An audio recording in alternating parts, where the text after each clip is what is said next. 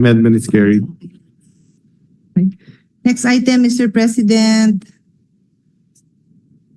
On section 4, definition of terms on page 4, lines 9 to 11, transfer the definition of high containment facilities to page 3 after line 17. We submit. There are no objections. Amendments are carried. On the same page, lines 5 to 8, transfer the definition of One Health to page 3 after line 17. And lastly, reletter them accordingly. There are no objections. The amendment is carried. This was just moving the definitions to be alphabetical in order. Next item is Alphabetical, so there's no VIP treatment none. in the VIP None. bill. Okay. Sa ika-third, upo na po ako. Section 6, mandate. On page 4, line 22 to 27. Delete the entire section 6. Mr. President, this is simply a repetition of the powers and functions, so it's just for consistency and ease of reading the bill. We submit. There are no objections. The amendments are carried. Next item is section 7 on page 5, lines 15 to 16. Delete the phrase "and the President of the Philippines," and the reason for that is it appears already in another section. There are no objections. The amendment is carried. On the same page, line 22, after the word degree, insert the phrase "and at least 3 years of experience." We submit. There are no objections. The amendment is carried.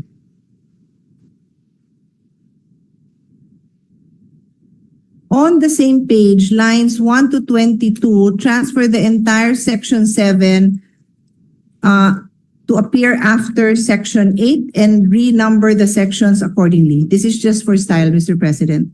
There's no objection. The amendment is carried. Next item is section 9. On the VIP board. On page 7, line 3, replace the words Department of Science and Technology with DOST. Mr. President, we submit. There are no objection. The amendment is carried. Thank you. And on the same page, line 24, after the word possess, insert the phrase sufficient and. We submit. No objection. The amendment is carried. Next item is section 12 on page 8, line 18. After the word functions, delete the phrase "and operate as an integral part of the VIP" and replace it with "under the DOH and shall collaborate with the VIP." There is no objection. The amendment is carried. Mr. President, I'd just like to point out that this is a concern raised by Senator Nancy Binay. And this representation said that we had an amendment and she will review it. We share the same concern that we should be clear about RITM's role and how RITM operates. And that's why we just simply clarified that RITM remains under the DOH and shall collaborate with VIP, which is the amendment we made. Thank you. Noted.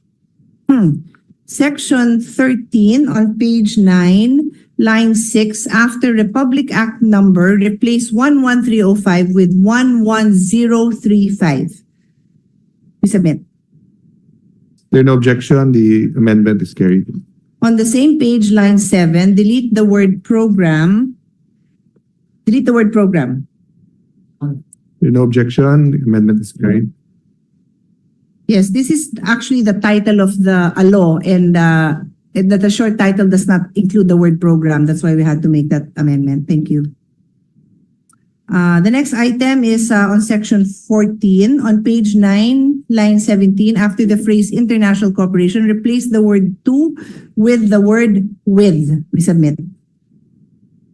There are no objections. The amendment is carried. Next is on page 9, line 18. After the word "with," replace the phrase Department of Trade and Industry with DOH, RITM, DA, Department of Trade and Industry, parentheses, DTI, close parentheses, and other concerned agencies. We submit. There's no objection. The amendment is carried. Thank you. On page 10, line 3, after the word services, replace the period with a comma and add the phrase, including the clinical phase of vaccine production. We submit. There are no objection. The amendment is carried. And then also on page 10, move lines 4 to 5 after the last sentence in line 3. So it's no longer a separate paragraph, but it is the last sentence of the previous paragraph, just for style, Mr. President. There's no objection. The amendment is carried. Thank you. Next item is on section 18. On page 10, lines 12 to 13, after the word VIP, delete the phrase with full funding from Filipino taxpayers. There are no objection. The amendment is carried. On page 10, line 14, delete Technology Transfer of 2009 and replace it with Philippine Technology Transfer Act of 2009. Amendments carried. On page 10, delete lines 16 to 20 after the word applicable laws. There's no objection. The amendment is carried.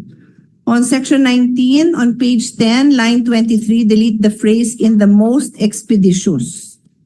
There's no objection. The amendment is carried. And on the same page, delete lines 24 to 27 and replace it with in accordance with Republic Act number 12009 or the new Government Procurement Act and other existing laws, rules, and regulations. We submit. There's no objection. The amendment is carried. Next is section 22 on page 11. Delete lines 22 to 24 after the word VIP and replace the comma with a period. There's no objection. The amendment is carried.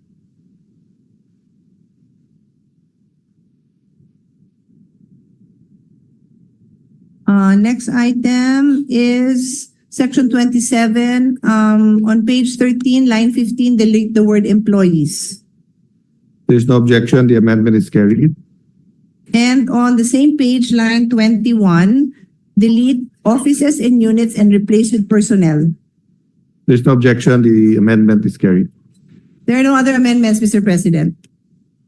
Majority Leader.